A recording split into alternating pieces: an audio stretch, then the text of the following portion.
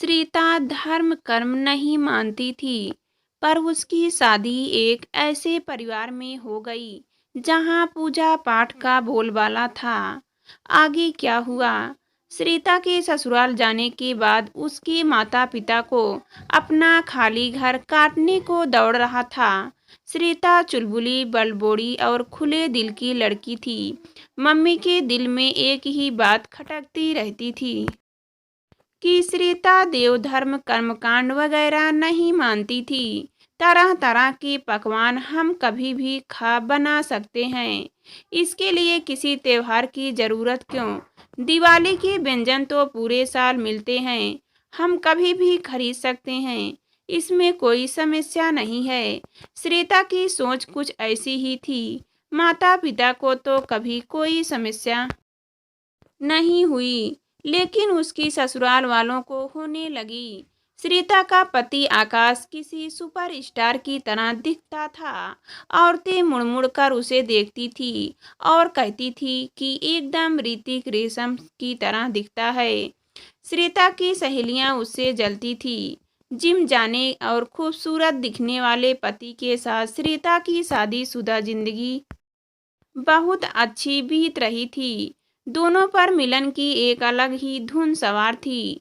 लेकिन एक दिन आकाश ने उससे बोल ही दिया, केवल मेरे माता पिता के लिए तुम रोज पूजा कर लिया करो प्लीज।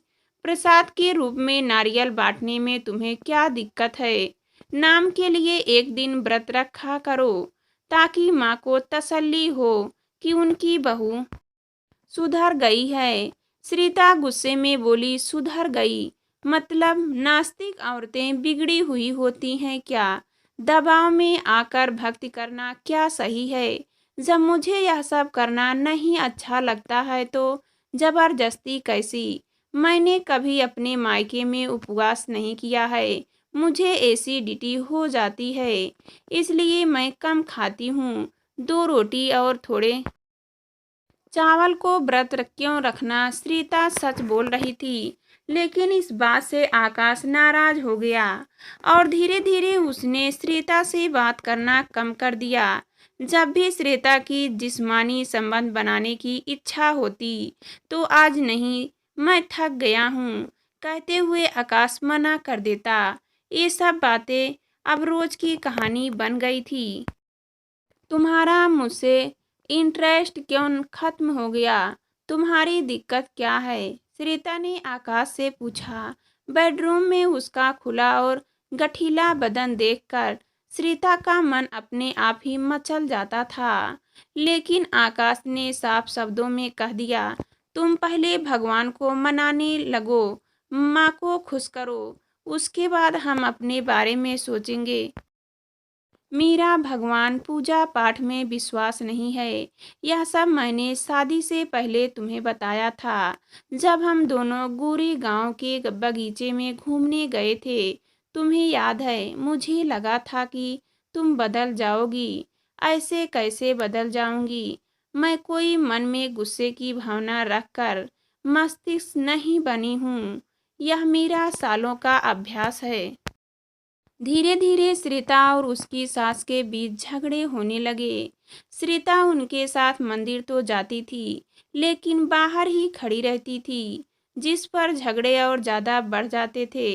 एक बार सास ने कहा, मंदिर के बाहर चप्पल संभालने के लिए रुकती है क्या? अंदर आएगी तो क्या हो जाएगा? श्रीता ने भी तुरंत जवाब देते हुए कहा, आप अपना काम पूरा करें, मुझे सिखाने की जरूरत नहीं है। मैं इन ढकोसलों को नहीं मानती।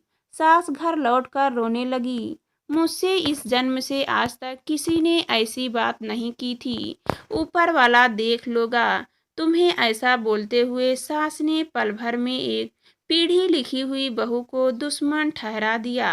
शाम को आकाश के आने के बाद श्रीता बोली, मैं मायके जा रही हूँ, मुझे लेने मत आना। जब मेरा मन करेगा तब आऊंगी, लेकिन अभी से कुछ तय नहीं है। मायके ही जा रही हूँ, कहीं भाग नहीं जा रही हूँ, नहीं तो कुछ भी झूठी अफवाहों उड़ाएगी। आकाश उसकी तरफ देखता रह गया। उसकी तीखी और करीरी बातों से उसे थोड़ा डर लगा। श्वेता अपने अमीर माता पिता के साथ जाकर रहने लगी।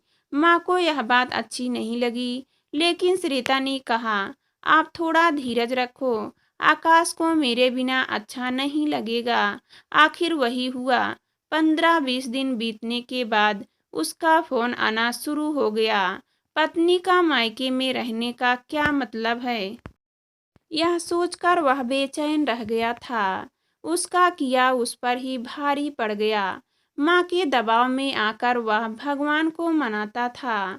श्वेता ने फोन काट दिया, इसलिए आकाश ने मैसेज किया, मुझे तुमसे बात करनी है, विरार आऊं क्या? श्वेता के मन में भी प्यार था और उसने झट से हाँ कर दिया। श्वेता ने कहा, मैंने तुम्हें भगवान को मानने के लिए कभी मना नहीं किया। पूजा अर्चना जो तुम्हें करनी है जरूर करो, लेकिन मुझे मेरी आज़ादी देने में क्या दिक्कत है? तुम्हारी माँ को समझाना तुम्हारा काम है। अब तुम बोल रहे हो इसलिए आ रही हूँ।